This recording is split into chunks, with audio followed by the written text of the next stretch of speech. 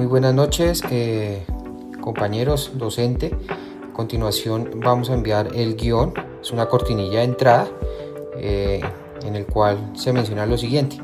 Bienvenidos a este estado en tensión, el espacio donde analizaremos las transformaciones del poder público en Colombia. Somos el grupo número 21, conformados por Jesse Alexander Caicedo Rincón, Ronald Steven Rosso Murcia, Sergio Ovidio Solano, Yerly Milena Rojas Cucaita y quien les habla Camilo Andrés Correa Lesmes, estudiantes de la especialización de Alto Gobierno de la Universidad Uniminuto de Dios. Y hoy vamos a hablar de los modelos que han marcado la forma en el Estado colombiano, quien organiza su administración, la burocracia y la nueva gestión pública. Y tenemos enfocada una pregunta que es ¿cuál ha funcionado, cuál ha fallado y qué nos dicen sobre los retos actuales de nuestra democracia? ¿Sí? Entonces acompáñenos a este recorrido. En nuestra introducción hay una pregunta que atraviesa toda la historia de la administración pública moderna, que es la siguiente: ¿cómo hace el Estado para cumplir su función de servir a la ciudadanía de manera eficiente, justa y transparente? Esa pregunta no tiene respuesta simple y dos grandes tradiciones han intentado responderla de maneras muy distintas. Sí, la primera es el modelo burocrático, que tiene raíces en el pensamiento sociológico alemán Max Weber y que propone organizar el Estado como una máquina racional, que son reglas claras, jerárquicas, definidas, funcionarios seleccionados por mérito y procedimientos estandarizados. Y la segunda es la nueva gestión pública, que surgió en los años 80 como respuesta a la supuesta ineficiencia del modelo burocrático, inspirada en los principios del mercado que propone el Estado, que debe componerse más como una empresa, orientado a resultados, centrados en el cliente, que sería el ciudadano, y abierto a la participación del sector privado.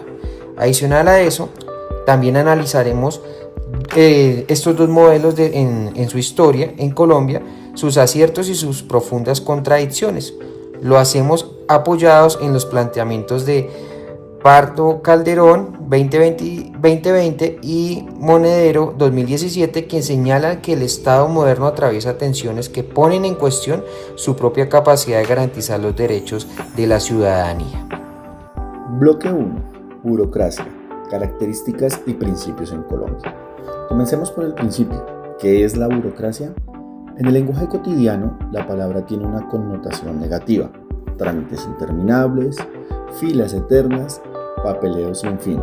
Pero en el sentido teórico que le dio Max Weber a comienzos del siglo XX, la burocracia era un avance civilizatorio enorme frente a las formas anteriores de organizar el poder. Antes del modelo burocrático, los cargos públicos se asignaban por favoritismo, por herencia o por lealtades personales. La burocracia racional legal vino a cambiar eso. Los funcionarios debían ser seleccionados por mérito, sus funciones debían estar claramente definidas por normas y el ejercicio del poder debía estar separado de los intereses personales del funcionario. En Colombia, ese proceso fue lento y accidentado. Durante el siglo XIX y buena parte del XX, el clientelismo dominó la distribución de los cargos públicos.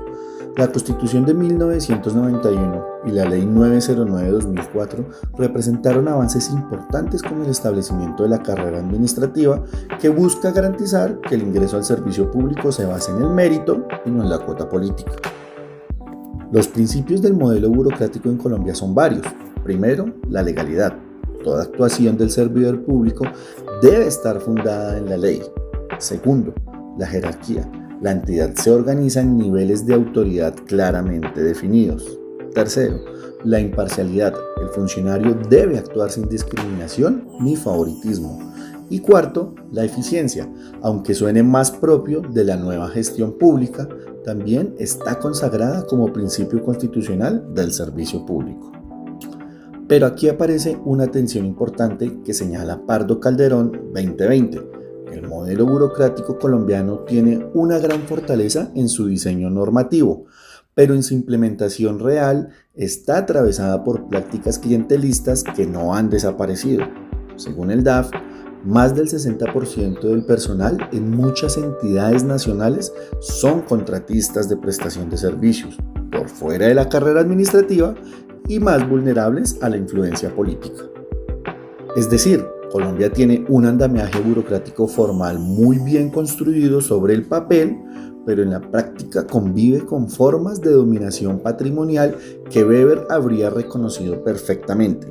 Esa tensión entre el Estado de Derecho formal y las prácticas informales es uno de los grandes desafíos del Estado colombiano contemporáneo. Bloque 2. Nueva gestión pública, historia y premisas en Colombia. Pasemos ahora al segundo modelo, la nueva gestión pública. Para entenderla, hay que situarla en su contexto histórico.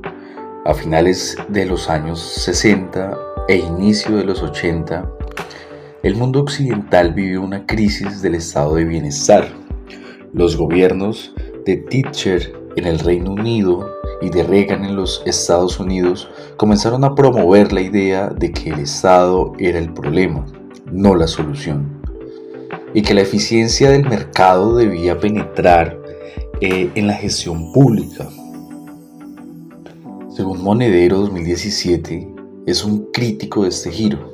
Él lo llama el nuevo disfraz del Levitán. El Estado no desaparece, sino que se reconfigura para servir a los intereses del capital financiero y las grandes corporaciones, mientras reduce su capacidad de garantizar derechos sociales. La nueva gestión pública sería, en esta lectura, más que una ideología, que una técnica de gestión neutral. Bueno, ¿y cuáles son sus premisas centrales? Podemos identificar 4. La primera es la orientación a resultados. El Estado se evalúa por lo que produce, no por los procedimientos que cumple. Segunda, la ciudadanía como cliente. El ciudadano es un usuario, ya que cuya satisfacción es el norte de la gestión. La tercera, la eficiencia y reducción del gasto público. Y la cuarta, la apertura a la participación del sector privado a través de concesiones y asociaciones público-privadas. En Colombia, la nueva gestión pública llegó con fuerza en los años 90, impulsada por el consenso de Washington. La ley 489 de 1998 reorganizó la administración pública bajo principios de eficiencia y descentralización. En las décadas siguientes, el modelo integrado de planeación y gestión MIP incorporó varios elementos muy importantes, como lo son la gestión de resultados, medición de indicadores y rendición de cuentas. Las asociaciones público-privadas son quizás la expresión más visible de este modelo en Colombia. A través de la Ley 1508 del 2012, el país profundizó en la participación privada e infraestructura pública, carreteras, aeropuertos, colegios, hospitales. El argumento siempre fue el mismo: el sector privado es más eficiente que el Estado. Agradeciendo el espacio brindado para este importante podcast, nos permitimos continuar con el bloque 3, las críticas al modelo de la nueva gestión pública. Les habla Sergio Oviedo. ¿Cuáles son entonces estas críticas más importantes de las que queremos hacer referencia?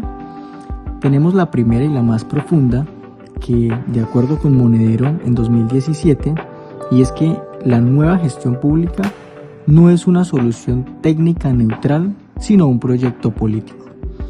Al introducir la lógica del mercado en el Estado, transforma la naturaleza misma de lo público, es decir, esos bienes comunes como la salud, educación, agua, seguridad, etc., se convierten en servicios que se compran y se venden, y los ciudadanos, que son sujetos políticos con derechos, se convierten en clientes con poder de compra.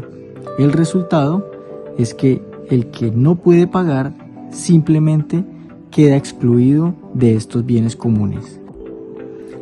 Esa transformación tiene consecuencias muy concretas en Colombia. Pensemos en el sistema de salud. Por ejemplo, la Ley 100 de 1993 introdujo las EPS como intermediarios privados entre el ciudadano y el servicio de salud. ¿Cuál es el resultado? Pues que después de 30 años tenemos un sistema en crisis permanente, donde la lógica del lucro ha entrado en conflicto directo con ese derecho fundamental a la salud. Y el problema es que no se trata ahora de un sencillo cliente insatisfecho, es un ciudadano al que se le está violentando un derecho fundamental. Pero hablemos ahora de la segunda crítica. Nuestra segunda crítica más importante apunta nada más y nada menos que a la debilitación democrática. Pardo Calderón, en 2020, que es nuestro referente, señala que ese Estado moderno enfrenta el desafío de mantener su soberanía y legitimidad en un orden global donde las grandes corporaciones transnacionales y los mercados capitales tienen más poder real que muchos gobiernos electos. Es decir, cuando el Estado colombiano firma una asociación público-privada con una multinacional, nos generamos el siguiente interrogante: ¿quién le rinde cuentas entonces a los ciudadanos si algo falla? Básicamente, la empresa privada no tiene mandato popular. Nuestra tercera crítica es tanto precisa como complementaria de la primera, y se trata de la inequidad, pues la privatización y la tercerización de servicios públicos tiende a beneficiar justamente a quienes ya tienen, por ende, más recursos. Colombia sigue teniendo uno de los índices de Gini más altos del mundo, a pesar, o quizá en parte por causa, de 3 décadas de reformas inspiradas en esa nueva gestión pública. Entendido esto, vamos con nuestra cuarta crítica, y es que toca directamente a los servidores públicos. Es el deterioro de las condiciones laborales. La tercerización y la vinculación precaria son consecuencias de aplicar lógicas empresariales de reducción de costos en el Estado. El resultado es una fuerza laboral pública fragmentada, con alta rotación y sin las condiciones para desarrollar el conocimiento institucional que una administración eficiente requiere. Para resumir, no se trata de defender la burocracia weberiana como modelo ideal, pues tiene sus propias limitaciones, sino de reconocer que esta nueva gestión pública, tal como se implementó en Colombia, resolvió algunos problemas, pero creó otros nuevos, y en particular debilitó la capacidad del Estado para garantizar derechos de manera universal. Muchísimas gracias. Y con eso llegamos al cierre de este episodio. Hemos recorrido la historia de 2 modelos que han marcado la administración pública colombiana: la burocracia weberiana con su promesa de racionalidad e imparcialidad, y la nueva gestión pública con su promesa de eficiencia y orientación al ciudadano. Lo que queda claro es que ningún modelo es neutro. Ambos expresan visiones sobre qué es el Estado, para qué existe y a quién sirve. Como nos recuerdan Pardo Calderón y Monedero, en un contexto de hegemonía neoliberal, la pregunta sobre el Estado es también una pregunta sobre la democracia y los derechos. Colombia necesita un Estado capaz de responder a los retos del siglo XXI, la desigualdad persistente, los rezagos territoriales, la implementación del acuerdo de paz. Para eso necesita servidores públicos comprometidos, instituciones sólidas y una ciudadanía que exija más que ser bien atendida como cliente, que exija ser reconocida en su condición plena de sujeto político con derechos. Gracias por acompañarnos en este episodio de Estado en Tensión. Hasta la próxima.